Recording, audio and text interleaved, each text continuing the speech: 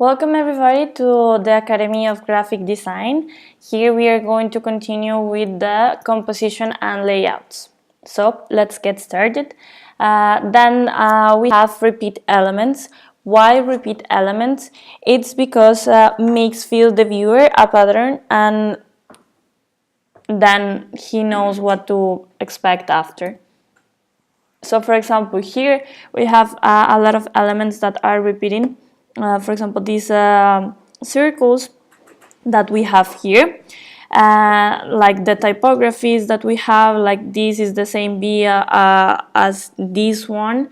The colors that we are using, that it's the orange one that we can also find here.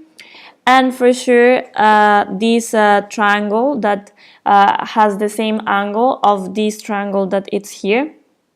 So for sure, the repeat elements also will help you with the cohesion of the things that you want to share, or the things that you want to show to the viewer. Then we have negative spaces. So these negative spaces, it's created for the eyes to rest, as when we are arriving in a place that it's full or that it's crowded, and then we need to search for a space for breathing or for going out to somewhere else. It's important for the eye also have these spaces for, let's say, breathing.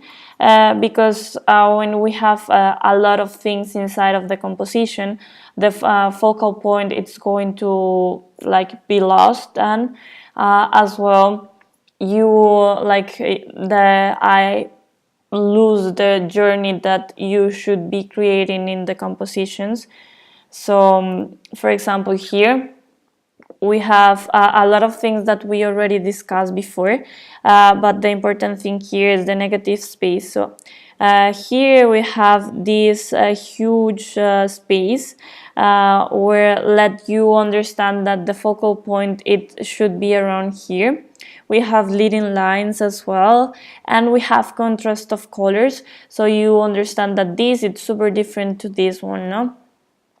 And for sure we have a balance of the elements, because it's almost in the middle, and you see it's like you think it's cool, right?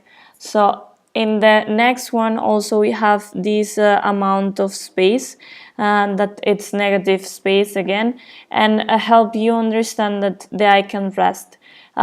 Here we have the first thing that you notice, it's like the little house, that it's also thanks to the leading lines that we create here with this shape, and for sure like the contrast as well with the colors that we have. Then for the grids, it's super important that this is not something that it's mandatory, but it's something that will help you create cool things in the spaces that you are going to create in your composition, right? So the grid itself, it's the lines that we see here, let's say, and let you align in an efficient way, like the elements that you have inside of your composition. So it's important for you to know that when you have these grids, it helps you to know how it's the size, if it's the same size from one thing to another, so also help you understand the balance of the composition. So for example, here we already know that this one it's a little bit taller than this font, then this one it's a little bit bigger, and this one is smaller, right? Here we have the grids for guiding us to understand where we should put the elements that we want in the design. And the last one, it's the rule of thirds. So this rule, guys, there are guys that help you to create like the tension, energy, and interest in the composition. So this rule, it's like two lines dividing the composition in a vertical way and then in an horizontal way. So we have, let's say, three divisions in one side and three divisions in the other. So we create this tension, energy, and interest usually in the points that they cross.